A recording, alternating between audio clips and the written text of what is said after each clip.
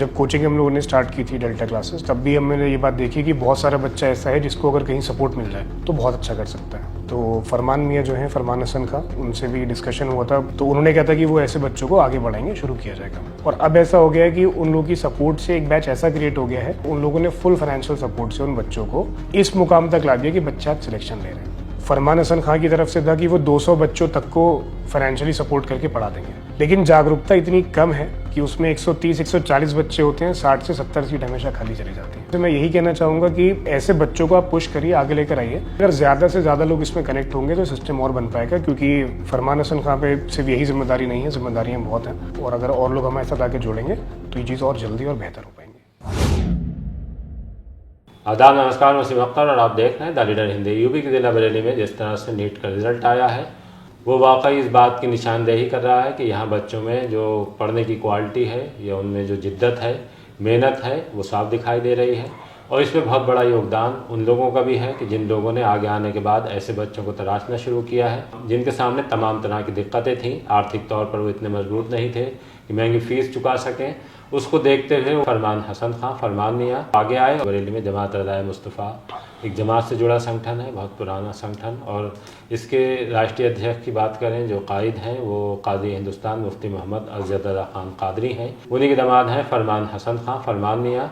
उन्होंने एक इनिशिएटिव लिया और ऐसे बच्चों को बाहर निकाल के लाने की शुरुआत की उन्होंने। जो बच्चे वाकई हकदार थे इस बात के कि उनमें काबिलियत है, वो ज़हीन हैं, लेकिन उनको बस इस बात की ज़रूरत, कोई उन्हें जो आर्थिक संसाधन उनके पास उपलब्ध नहीं है वो उपलब्ध कराए और वो बच्चे अपने ख्वाब पूरे कर सकें। जसीम साहब, इस तरह के बच्चे आए हैं जो जिन पे ये लोग मेहनत कर रहे थे और दरगाह की तरफ से भी जी एक इनिशिएटिव लिया गया। जैसे जब कोचिंग हम लोगों ने स्टार्ट की थी डेल्टा क्लासेस, तब भी हमने ये बात देखी कि बहुत सारा बच्चा ऐसा है जिसको अगर कहीं सपोर्ट मिल जाए तो बहुत अच्छा कर सकता है। तो फरमान मियाँ जो हैं, फरमान हसन खां, उनसे भी डिस्कशन हुआ था, तो 7 साल पहले की बातें हैं।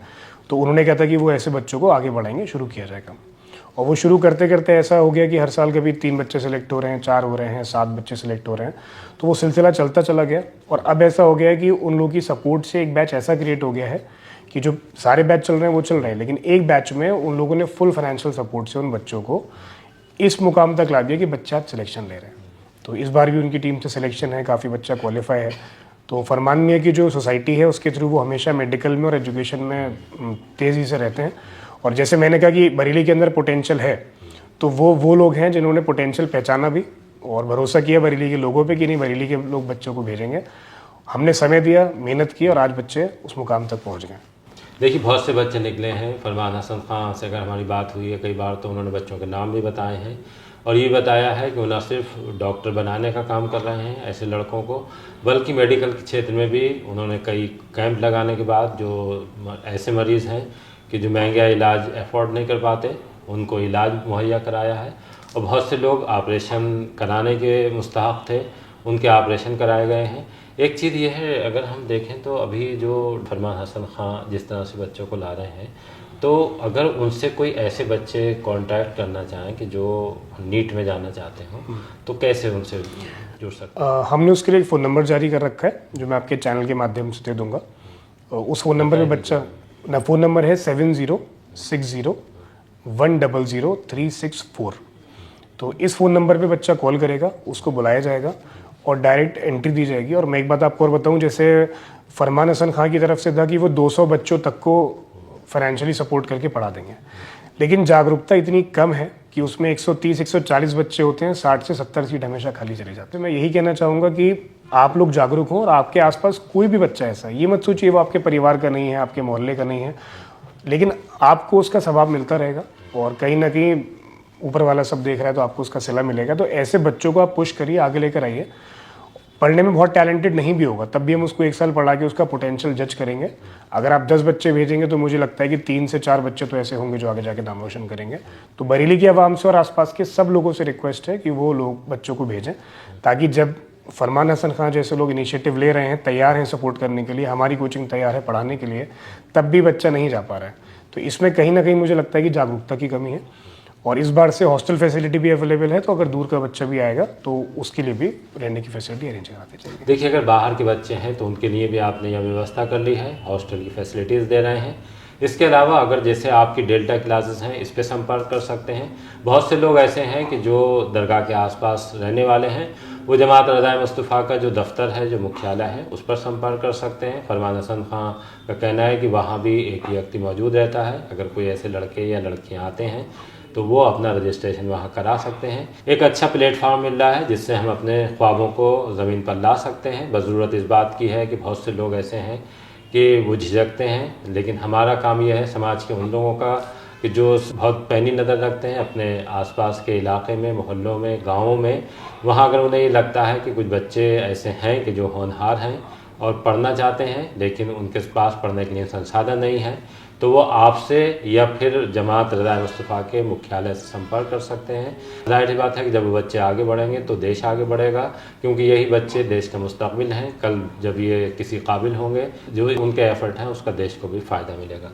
जसीम साहब, जैसे अगर हम पूरा देखें अभी तक का, तो जो इन लोगों ने कोशिश की हैं, एक देख रहा हूँ मैं भी आने के बाद, तो आपको कितना लगता है कि वो कोशिशें जो ये कर रहे हैं वो काफ़ी हैं या अभी और इनको एक सिस्टमेटिक अंदाज में आगे ले जाने की? देखिए, हल्की हल्की इम्प्रूवमेंट हो रहा है।